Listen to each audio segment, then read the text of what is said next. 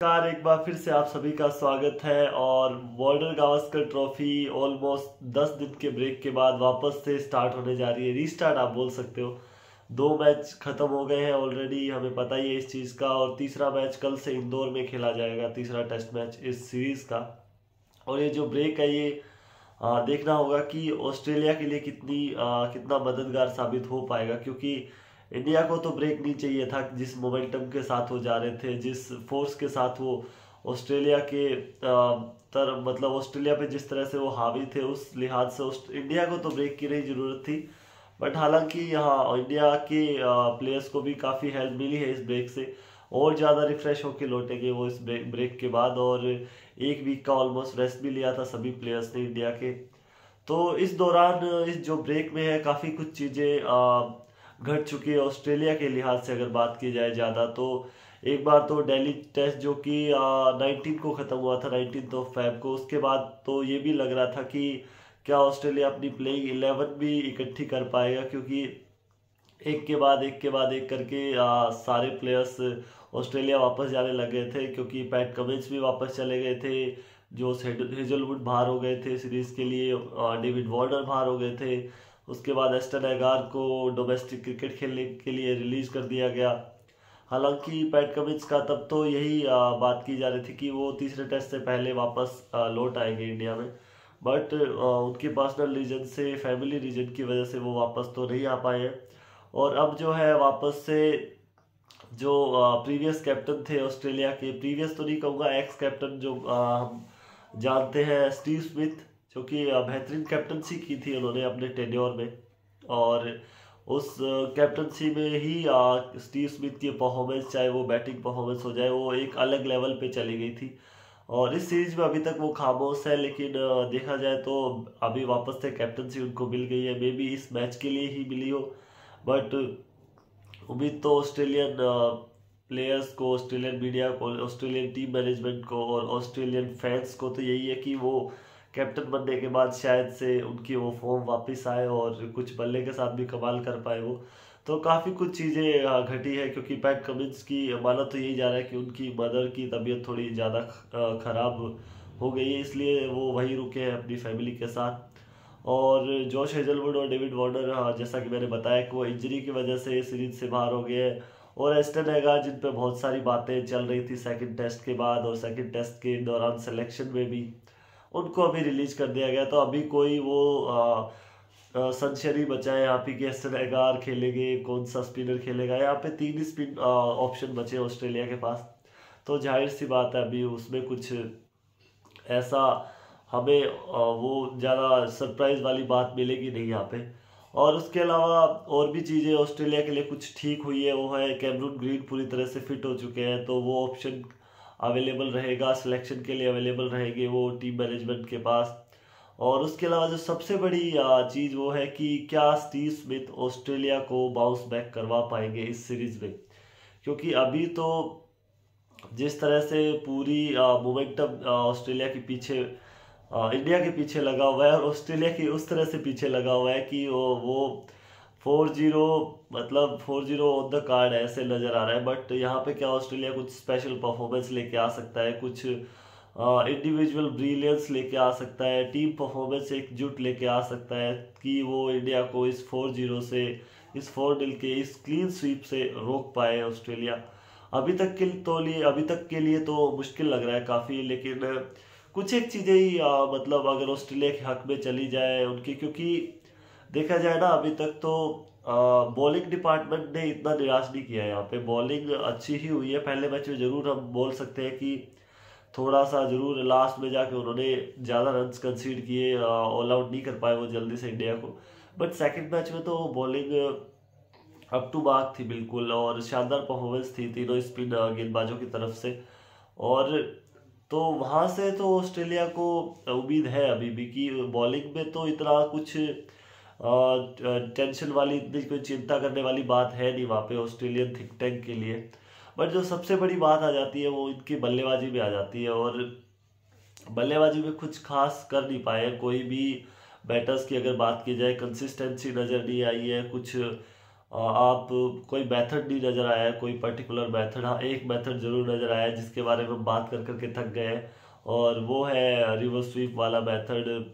मतलब sweep reverse sweep, उससे कुछ ज़्यादा बन नहीं पा रहा है ऑस्ट्रेलिया का।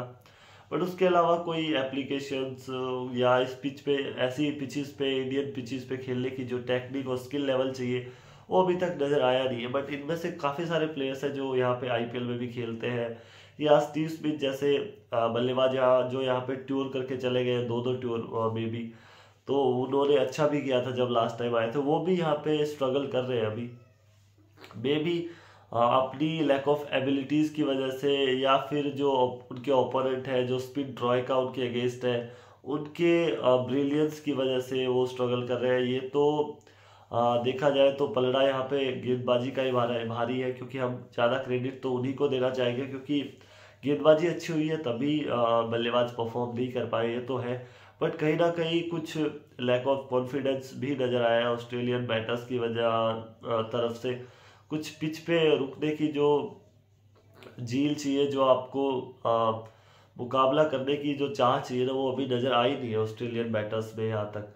क्योंकि यहाँ अभी हम बात कर रहे थे कि बॉलिंग तो काफ़ी अच्छी खासी रही है। सेकंड टेस्ट मैच में तो ऑलमोस्ट इंडिया को पकड़ ही लिया था इन्होंने, और एक टाइम पे तो ऐसी सिचुएशन भी थी कि इंडिया शायद से एक तरफा मैच भी हार जाता, क्योंकि उस हिसाब के। बट वो बाद में वो पार्टनरशिप आई अश्विन और अक्षर पटेल की, बट वहां तक तो बॉलिंग ने पकड़ा ही हुआ था इंडिया को। बट जो लेट डाउन किया है ऑस्ट्रेलिया की बल्लेबाजी ने किया है वो काम, जो कि साथ नहीं दे पाए हैं वो अपने स्पिनर्स का, अपने गेंदबाजी का। तो वहां पे ज़्यादा चिंता वाली बात है। और जो जो सबसे बड़े पिलर है, जो कि अभी एक कैप्टन बन चुके हैं स्टीव स्मिथ, और उनके जो दूसरे जो नंबर 1 टेस्ट रैंकिंग बैट्समैन है अभी, मार्नस लबुशेन और स्टीव स्मिथ, ये जो दो सबसे बड़े पिलर हैं ऑस्ट्रेलिया की बैटिंग लाइनअप में, इस टीम में, वो कुछ खास नहीं कर पाए। और ये जो कोई भी टूर हो, चाहे वो ये ऑस्ट्रेलिया पे खेल रहे हो या फिर बाहर टूर कर रहे हो, ये जो दो सबसे बड़े बल्लेबाज हैं इनकी टीम में, बाकी सारी टीम इनके इर्द गिर्द परफॉर्म करती है, इनके इर्द गिर्द इनकी पारी बिल्डअप होती है। और इंडिया ने जो सबसे अच्छा काम किया है, या फिर आप ये बोल सकते हो ऑस्ट्रेलिया के लिए अच्छा काम नहीं हुआ है, वो है कि इन दोनों बैटर्स को क्रीज पे ज़्यादा देर रुकने नहीं दिया है यहाँ पे, और ये रुक नहीं पाए हैं। तो ये जो है वो सबसे बड़ा माइनस है ऑस्ट्रेलिया के लिए। अगर ये दोनों अपने परफॉर्म करना स्टार्ट कर देते हैं नेक्स्ट मैच में, और दोनों अच्छा परफॉर्म करते हैं, तो ऑस्ट्रेलिया के चांसेस बढ़ेंगे। वरना फिर से ये मुश्किलों में आ सकते हैं, क्योंकि हमने देखा है जितने भी टूर हुए हैं वहाँ पे किसी पारी में मार्नस लबुशेन अच्छा करते हैं, मार्नस लबुशेन अच्छा नहीं करते तो फिर वहाँ पे स्टीव स्मिथ अच्छा कर जाते हैं, तो पारी खींच जाती है। उनके इर्द गिर्द फिर ट्रेविस हेड या फिर उस्मान ख्वाजा या फिर कैमरून ग्रीन, एलेक्स कैरी, ये सब इनके इर्द गिर्द बल्लेबाजी करते हो, तो अच्छा खासा टोटल ये बनाने में कामयाब होते हैं वहाँ पे। बट यहाँ पे या फिर कई बार क्या होता है कि दोनों ही अच्छा परफॉर्म करते हैं, वहाँ पे तो ओपोनेंट को बिल्कुल ही गेम से बाहर कर देते हैं ये। बट यहाँ पे क्या प्रॉब्लम हो रही है कि दोनों ही कुछ खास कर नहीं पा रहे हैं। अगर मार्नस लबुशेन के स्कोर्स की बात करूँ इस सीरीज में अभी तक, तो उन्होंने पहले टेस्ट की पहली पारी में नागपुर में 49 किए उन्होंने, उसके बाद दूसरी पारी में 17 किए, और दूसरे टेस्ट मैच की पहली पारी में 18 किए, और उसके बाद जो दूसरी पारी थी वहाँ पे उन्होंने 35 रन किए। तो ये अगर कोई बड़े बैट्समैन की तरफ से मैं देखा जाऊँ तो कुछ खास स्कोर नहीं है। और यही कोई सपोर्टिंग बल्लेबाज होता जो कि लोअर डाउन द ऑर्डर या लोअर मिडल ऑर्डर में, जो कि पीटर हेंस को मान लिया जाए या मैट रेंशो मान लिया जाए, उनके स्कोर ऐसे होते तो मैं समझ सकता था कि अच्छा ट्राई किया उन्होंने, अच्छा कंट्रीब्यूट किया है टीम के लिए। क्योंकि ये उस लिहाज से ज़्यादा बुरा स्कोर नहीं है, 49, 35, 17, 18। हालांकि कुछ कंट्रीब्यूट किया है, 20, 28, 27 के अराउंड की ये एवरेज बन जाती है अगर 4 इनिंग्स की बात करें।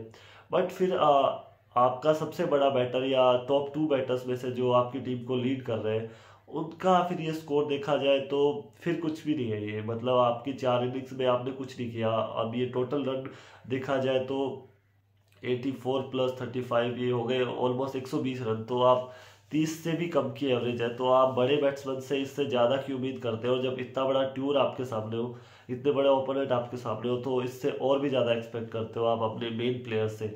और वहीं दूसरी तरफ स्टीव स्मिथ की अगर बात की जाए तो उनका तो हालत इनसे भी खराब है। मतलब उन्होंने पहली पारी में इन नागपुर टेस्ट में 37 किए, दूसरी पारी में 25 किए, फिर दूसरे टेस्ट की पहली पारी में 0 पे आउट हो गए, दूसरी पारी में 9 रन किए।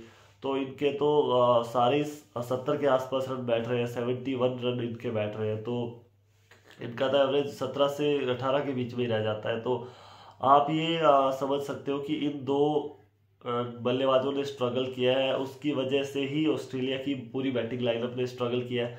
मैं ये तो नहीं बोलना चाह रहा कि इन्होंने नहीं परफॉर्म किया तो बाकी भी नहीं परफॉर्म करेंगे, बट हम अमूमन यही देखते हैं ऑस्ट्रेलियन बैटिंग लाइनअप में कि ये दो जब भी अच्छा करते हैं टीम अच्छी करती है, या इन दोनों में से कोई भी अच्छा करता है तो टीम ठीक ठाक टोटल तक पहुंच जाती है। बट ये यहीं पे इनका जो परफॉर्मेंस है वो थोड़ा सा वाइटल हो जाता है, क्योंकि इन्हीं के इर्द गिर्द बल्लेबाजी सारी घूमती है ऑस्ट्रेलिया की। और वैसे भी अगर मैं अभी बल्लेबाजी का आपको और आंकड़े बताना चाहूँ यहाँ पे, तो जो चारों पारियां मिलके हुई है ना ऑस्ट्रेलिया की, उसमें भी कुछ खास रन बनाए नहीं है यहाँ पे। अगर हम इनको हटा दें, सबको ही यहाँ पे मिला के देख ले, जितने भी बैटर्स रहे हैं या फिर लोअर डाउन ऑर्डर का भी कंट्रीब्यूशन देख ले, तो ऑस्ट्रेलिया ने पहली पारी में 177 किए, नागपुर की पहली पारी में, दूसरी पारी में 91 किए, और दूसरे टेस्ट की पहली पारी में 263 किए, जो कि हालांकि कुछ हद तक अच्छा खासा स्कोर था ये, बट पहली पारी के हिसाब से फिर भी कम था ये। और फिर दूसरी पारी में इन्होंने अपनी में 113 किए। तो अगर ये टोटल भी लगा लिया जाए ना चारों इनिंग्स का, तो 644 रन बनते हैं, 644, और लॉस्ट ऑफ 40 विकेट्स। मतलब आप एवरेज अगर लगा के चले ना पर विकेट का, तो ये 16 के आसपास का एवरेज निकलता है, 16 ही मान के चलो आप। मतलब आप एक पारी में 160 रन बना रहे हो, ऐसी हालत है। मतलब ये सारे विकेट्स में इंक्लूड कर रहा हूँ, चाहे वो टेलेंडर्स हो जाए, मिडल ऑर्डर्स हो जाए, कुछ भी। मतलब अभी तक इस सीरीज में ऑस्ट्रेलिया की तरफ से 644 रन बने हैं और 40 विकेट उन्होंने गंवाए हैं। तो आप देख के चल लीजिए कि हर पारी में 160 का एवरेज बैठ रहा है, जो कि इन्होंने दो बार पहले बैटिंग की है टेस्ट मैच में। तो ये तो बहुत ही खराब एवरेज परफॉर्मेंस भी नहीं बोल सकते इसको, बिलो एवरेज से भी गंदा एवरेज मानूंगा मैं तो इसको।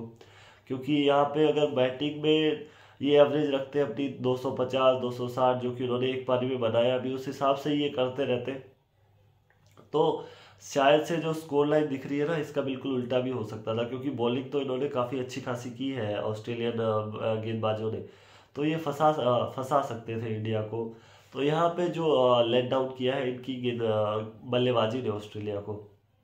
तो जो आने वाले टेस्ट मैचेज हैं उसमें, चाहे वो कल इंदौर वाला टेस्ट मैच हो जाए या फिर उससे अगले वाला अहमदाबाद का मैच हो जाए, तो इसमें इनको अपनी बल्लेबाजी पे थोड़ा सा फोकस करने की ज़रूरत है। और थोड़े से ये अगर ठान ले कि हमें क्रीज पे रुकना है, थोड़ा टाइम यहाँ पे स्पेंड करना है थोड़ा क्रीज पे, और उसके बाद अपने शॉट्स खेले, तो मे भी थोड़ा सा बेटर साबित हो सकता है ऑस्ट्रेलियन टीम के लिए, ऑस्ट्रेलियन टीम मैनेजमेंट के लिए।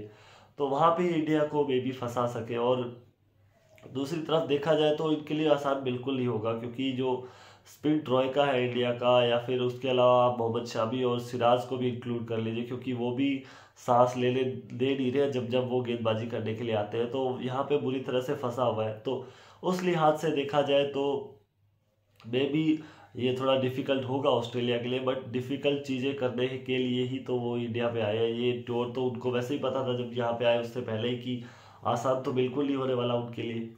तो इस टेस्ट के लिए तो वो पहले से प्रिपेयर थे ही, बट अभी उनको ये तो थोड़ा लड़ना तो पड़ेगा इस मैच में कि आपका जो WTC में टॉप पे आपकी फिनिश करने की जो दिख रही थी कि आप क्लियरली टॉप पे फिनिश कर रहे हो, शायद से इस मैच के बाद वहाँ से भी वो ड्रॉप हो जाए, इंडिया टॉप पे पहुँच जाए, ये ऐसा भी पॉसिबल है। और इनको अपनी जगह सुनिश्चित करने के लिए उसके बारे में बात करेंगे हम अलग से वीडियो में, WTC सिनेरियो पे भी बात करेंगे। और जो इंदौर में इनको पिच मिलने वाली है उसके बारे में भी हम आज रात को वीडियो करेंगे कि कैसी पिच मिल सकती है। अमूमन तो हम यही देखते हैं कि इंदौर में बहुत ही, जब भी वाइट बॉल क्रिकेट मैचेज होते हैं तो वहाँ पे 400 390 380 सवा 400 तक भी रन बन जाते हैं। यहाँ पे बिल्कुल फ्लैट बैटिंग डेक विकेट होती है, ये आराम से बॉल बल्ले पे आता है अच्छे उछाल के साथ, और बैट्समैन इंजॉय करते हैं यहाँ पे बैटिंग करना। बट मे भी देखते हैं कैसी रहती है पिच रिवील तो हो चुकी है, बट इसके बारे में हम शाम को और ज़्यादा खुल के बात करेंगे, प्लेइंग 11s के बारे में बात करेंगे इंडिया की ऑस्ट्रेलिया की। बट यहाँ पे जो मेरा फोकस है वो है कि ऑस्ट्रेलिया किस लिहाज से अपने आप को यहाँ पे उबार सकता है, क्योंकि ओपनिंग में फिर से मेरे हिसाब से ट्रेविस हेड यहाँ पे नज़र आएंगे कि, और यहाँ पे थोड़ा सा काउंटर अटैकिंग ऑप्शन मिल सकता है ऑस्ट्रेलिया को कि ट्रेविस हेड को थोड़ी सी रिस्पॉन्सिबिलिटी लेनी पड़ेगी और उस्मान ख्वाजा को दूसरे एंड से पकड़ के रखना पड़ेगा कि पारी को थोड़ा सा संभालने की ज़रूरत है बैटिंग लाइनअप को। उसके अलावा देखा जाए तो कैमरून ग्रीन फिट हो चुके हैं पूरी तरह से, वो बॉलिंग और बैटिंग दोनों करने के लिए रेडी है आई थिंक। तो उनको क्या प्लेइंग 11 में जगह मिलती है, और मिलती है तो किसके लिए मिलती है, क्योंकि मैट रेंशो तो यहाँ पे खेलते हुए नज़र नहीं आ रहे मेरे को, और मैट रेंशो नहीं आएंगे तो फिर कैमरून ग्रीन, ऑब्वियसली बात है कि कैमरून ग्रीन ही खेलेंगे, क्योंकि और तो ऑप्शन बचा नहीं है इनके पास बाहर। दो ही ऑप्शन है नंबर 5 पे, या तो कैमरून ग्रीन या फिर मैट रेंशो या फिर पीटर हैंड्सकम्ब को। तो पीटर हैंड्सकम्ब ने 2 पारियां अच्छी खेली है, तो उनके साथ तो टिका हुआ रहना चाहिए ऑस्ट्रेलिया को। उन्होंने एटलीस्ट ट्राई किया है इस बैटिंग लाइनअप में। सब बैटर्स की बात की जाए तो पीटर हैंड्सकम्ब ने भी फिर भी बाकी लोगों से अच्छे दिखे हैं बैटिंग में, और स्पिन उन्होंने बेटर खेला है बाकी बल्लेबाजों से अगर बात की जाए तो देखना ही रहेगा। और यहाँ पे ऑस्ट्रेलिया के लिए जो मैं ये मान रहा हूँ कि पिछले 2 मैचेस में सबसे जो मुश्किल भरी बात रही है वो जो इंडिया के लिए हम बोलते हैं कि जो अभी इंडिया टॉप पे है इस चीज़ में, कि जब भी 6-7 विकेट आउट हो जाते हैं ना तो इंडिया को वो आउट नहीं कर पाए दोनों ही मैचेस में। मतलब उनके पुछल्ले बल्लेबाजों की विकेट्स लेने में जल्दी से कामयाब हुए नहीं है वो, और वो ही उनके लिए सबसे बड़ी मुश्किल बनी हुई है अभी, कि ऊपर वाले बैटर्स को तो वो अच्छे खासे जल्दी से निपटा रहे हैं, उनको जल्दी से विकेट्स उनके लेने में कामयाब हो रहे हैं, बट जो नीचे लोअर डाउन ऑर्डर मतलब है नहीं, ऐसा आप बोल रहे हैं लोअर मिडिल ऑर्डर या फिर टेलेंडर्स, बट वैसा है नहीं। वहाँ पे आपको अश्विन भी दिखेंगे, रविंद्र जडेजा या फिर अक्षर पटेल की बात की जाए, वो परफेक्ट ऑलराउंडर्स हैं सारे, बट उनकी विकेट्स लेने में यहाँ पे कामयाब नहीं हो पा रहे। और वही वही उनके लिए मतलब सरदर्द बना हुआ है अभी, क्योंकि पहले मैच में भी उन्होंने पार्टनरशिप लगा दी वहाँ पे, तो वो स्कोर इतना बड़ा पहुंच गया। दूसरे मैच में भी मैच निकाल के ले गए वो अश्विन अक्षर की साझेदारी। तो एक तो वो चीज़ ऑस्ट्रेलिया को खटक रही है कि वो नीचे से विकेट लेने में कामयाब नहीं हो पा रहे हैं जल्दी से, मतलब टेल को जल्दी से वाइप नहीं कर पा रहे हैं वो, जितना जल्दी उनको करना चाहिए वो हो नहीं पा रहा। वहाँ पे अच्छे खासे रन बोर्ड पे लगा रही है इंडिया, नीचे के अगर ऑलराउंडर्स की बात कर ली जाए या फिर नीचे की कुछ 2-3 विकेट वहाँ पे फंस रही है ऑस्ट्रेलिया। और जो दूसरी चीज़ वो हो रही है उनके लिए कि उनके जो लोअर डाउन ऑर्डर है, लोअर मिडिल ऑर्डर मान लीजिए या फिर टेलेंडर्स मान लीजिए, वो कुछ खास कंट्रीब्यूट कर नहीं पा रहा है। अगर मैं दोनों मैचेस की बात करूं तो ऐसा कुछ देखने को मिला नहीं है। 4 पारी अभी तक खेली है, अगर वो भी थोड़ा बहुत कंट्रीब्यूट करे तो ये बेटर हो सकता है यहाँ पे ऑस्ट्रेलिया के लिए, क्योंकि दोनों पारियां देखा जाए तो जब से 4 से, क्योंकि अच्छी पार्टनरशिप लगी है, कभी पहले विकेट के लिए अच्छी पार्टनरशिप हुई है, कभी दूसरे विकेट के लिए अच्छी पार्टनरशिप हुई है। जैसे ही वो 2 से 3 विकेट गिरती है उसके बाद बिल्कुल पारी लड़खड़ाती हुई नजर आती है यहाँ पे ऑस्ट्रेलिया की अगर बात की जाए तो। और यहाँ पे हम बात करें दोनों ही टीमों की तो यहाँ जो मेन डिफरेंस मेरे को नज़र आ रहा है ना वो इसी चीज़ में नज़र आ रहा है कि इंडिया ने ये वाली चीज़ बेटर की है। एक तो बल्लेबाजी उन्होंने अंत में अच्छी की है कि अच्छे रन कंट्रीब्यूट करके चले जाते हैं, ऊपर वाली 5 विकेट से ज़्यादा का कंट्रीब्यूशन रहता है नीचे वाली 5 विकेट्स का पिछले कुछ टाइम से। और जो अच्छा इंडिया अच्छा कर रहा है, जो कि पहली बार मुझे ऐसे देखने को लग रहा है कि अभी तक, और मे भी ऐसा ही रहे, हम तो यही चाहते हैं ऐसा ही रहे पूरी सीरीज में इसमें, कि सामने वाली ओपोनेंट की टेल को ज़्यादा देर टिकने नहीं दिया इन्होंने। अगर दोनों मैचेस की बात की जाए तो ऑस्ट्रेलिया की जो पहली पारी थी नागपुर टेस्ट मैच की, वहाँ पे इनका छठा विकेट गिरा था 162 पे, 162 पे 5 था, और इनको ऑल आउट कर दिया था 177 पे। मतलब लास्ट की 5 विकेट इन्होंने चटका दी 15 रन में, या आप ऐसे बोल सकते हो लास्ट की 4 विकेट 15 रन दे के चटका दी इन्होंने। और अगर दूसरी नागपुर टेस्ट मैच की दूसरी पारी की बात की जाए तो यहाँ पे ऑस्ट्रेलिया का 5वां विकेट गिरा 52 पे, या आप ऐसे बोल सकते हो 52 पे 4, और फिर इनको ऑल आउट कर दिया 91 पे। मतलब लास्ट में 39 रन पे यहाँ पे भी इन्होंने 6 विकेट चटका लिए। तो यहाँ पे भी कुछ खास नहीं कर पाई ऑस्ट्रेलिया का जो नीचे वाले पुछल्ले बल्लेबाज हैं। और वहीं अगर दूसरे टेस्ट मैच में हम चले जाए तो वहाँ पे भी हम देख सकते हैं, इसमें पहली पारी में जरूर थोड़ा सा फाइट बैक देखने को मिला, जो कमिंस और पीटर हैंड्सकॉम्ब की पार्टनरशिप थी वहाँ पे, यहाँ पे 168 फॉर 6 थे। उसके बाद यहाँ पे थोड़ा सा 95 के अराउंड इन्होंने स्कोर किया है लास्ट 4 विकेट्स में। यहाँ पे कमिंस और पीटर हैंड्सकॉम्ब की अच्छी पार्टनरशिप थी। उसके बाद लियोन और हैंड्सकॉम्ब की अच्छी पार्टनरशिप थी। तो यहाँ पे फिर भी थोड़ा रेजिलियंस दिखाया है, रेजिलियंस शो किया है ऑस्ट्रेलिया के जो नीचे वाले बल्लेबाज है उन्होंने। और दूसरी पारी में फिर से हालत ख़राब थी। दूसरी पारी में तो हमें पता ही है क्या हुआ, मतलब वो तो बस खेलते चले गए रिवर्स स्वीप और उसी में मतलब लास्ट आप ये लगा लो 6 विकेट यहाँ पे 18 रन पे गिरे इनके लास्ट के 6 विकेट। तो आप टोटल भी करके चलो तो 150 भी नहीं होते ये आपकी जो लास्ट की 4 विकेट हर सारी पारियां मैं अगर इंक्लूड कर लूँ, जिसमें से एक पारी में ही 95 किए इन्होंने, तो 140 के अराउंड ये स्कोर रहता है। और उन्होंने 150 किए हैं पूरे 4 पारियों का अगर कंट्रीब्यूशन देखें नीचे वाले बल्लेबाजों से। वही अगर इंडिया की बात की जाए तो इंडिया ने अगर दूसरे मैच से मैं स्टार्ट करूं, दूसरे मैच के लोअर ऑर्डर से स्टार्ट करूं तो 139 पे 7 हो गया था इंडिया का। और उसके बाद इन्होंने 262 किए हैं। तो इसी मैच में इन्होंने 123 की पार्टनरशिप कर दी इसी पारी में। उसके अलावा हम अगर आ जाते हैं पहले मैच की पहली पारी में, इसमें तो इंडिया ने पारी एक खेली, इनिंग भी एक ही खेली थी। वहाँ पे भी अगर देखा जाए तो 229 फॉर 6 हो गया था। जो छठा विकेट रोहित शर्मा का गिरा था 229 पे गिरा था। उसके बाद श्रीकर भरत आउट हो गए थे 240 पे। 240 पे विकेट गिरने के बाद 7वां इन्होंने किया है 400। लास्ट की 3 विकेट ने यहाँ पे जोड़े हैं 160 रन 160। तो ऑस्ट्रेलिया की 4 पारियों में 140 और यहाँ पे 2 पारियों में ही हमने ऑलमोस्ट 300 रन कर दिए। तो ये वाला जो डिफरेंस है ना, यही इस सीरीज में सबसे बड़ा डिफरेंस रहा है, चाहे वो इंडिया की तरफ से आप मान लो या फिर ऑस्ट्रेलिया की तरफ से आप अगर मान लो तो यही सबसे बड़ी परेशानी रही है ऑस्ट्रेलिया की तरफ से। और ये जल्दी से जल्दी इनको अभी क्या पता मिचेल स्टार्क खेले तो वो क्या पता ये काम बखूबी से कर पाए, थोड़ा और अच्छा कर पाए, वो नीचे वाले विकेट्स भी ले ले और बल्लेबाजी में वो थोड़े अपने हाथ खोल पाए, थोड़े रन कंट्रीब्यूट कर पाए 20 से 30 25 जितना भी हो पाए। तो ये वाली चीज़ अगर ऑस्ट्रेलिया फिगर आउट कर लेता है, इसको ठीक कर लेता है, मैंने अगर ये जितने ही पॉइंट्स बताए, एक तो थोड़ा सा रेजिलियंस इनको शो करना पड़ेगा अपनी बैटिंग में, थोड़ा सा फाइट पुट ऑन करना पड़ेगा यहाँ पे कि जो भी बैटर आए एटलीस्ट उनको ट्राई करना पड़ेगा थोड़ा सा मैं यहाँ पे टाइम स्पेंड करूँ विकेट पे, उसके बाद मैं अपने शॉट्स खेलूँ।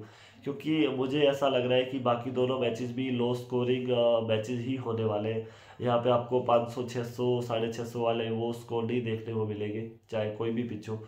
तो उस लिहाज से ये 20 30 40 रन जो नीचे से आके आप कंट्रीब्यूट कर रहे हो ना, उनकी इनकी इंपॉर्टेंस और ज़्यादा बढ़ जाती है फिर। तो ये वाली एक तो चीज़ ऑस्ट्रेलिया को रेक्टिफाई करनी पड़ेगी, ठीक करनी पड़ेगी कि जब उनकी बैटिंग आए तो उनको वहाँ से रन्स बनाने पड़ेंगे, थोड़े 70 80 90 रन का कंट्रीब्यूशन जितना भी हो उनसे करने पड़ेंगे।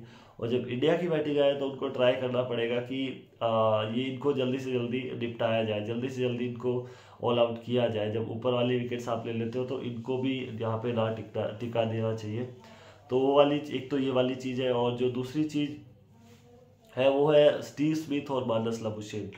बाकी बैटर से भी उम्मीद तो रहेगी, चाहे वो उस्मान ख्वाजा हो जाए, ट्रेविस हेड हो जाए, पीटर हैंड्सकॉम्ब हो जाए या फिर अगर कैमरून ग्रीन खेलते हैं एलेक्स कैरी हो जाए, इनसे भी उम्मीद रहेगी। बट इनको थोड़ा सा अपर हैंड लेना पड़ेगा, मतलब कि मानस लाबुशेन और स्टीव स्मिथ को, कि यहाँ पे इनको दिखाना पड़ेगा कि हम हैं इस बैटिंग के कोर, जो भी हमें रिस्पॉन्सिबिलिटी लेनी पड़ेगी और इस पारी को आगे बढ़ाना पड़ेगा। जो भी चाहे वो उनकी पहली बैटिंग आए, दोबारा बैटिंग आए, तीसरी पारी में बैटिंग आए, चौथी में आए, नो मैटर व्हाट, बट उनको कहीं संभालनी पड़ेगी ये पारी। मतलब चाहे वो मानस लाबुशेन को टिकना पड़े क्रीज पे या स्टीव स्मिथ को, क्योंकि जब भी हम देखते हैं जब भी ये दोनों बल्लेबाज अच्छी लय में होते हैं, अच्छे से बैटिंग कर रहे होते हैं, तो फिर ओपोनेंट्स के पास ज़्यादा कुछ जवाब होते नहीं है इनके अगेंस्ट।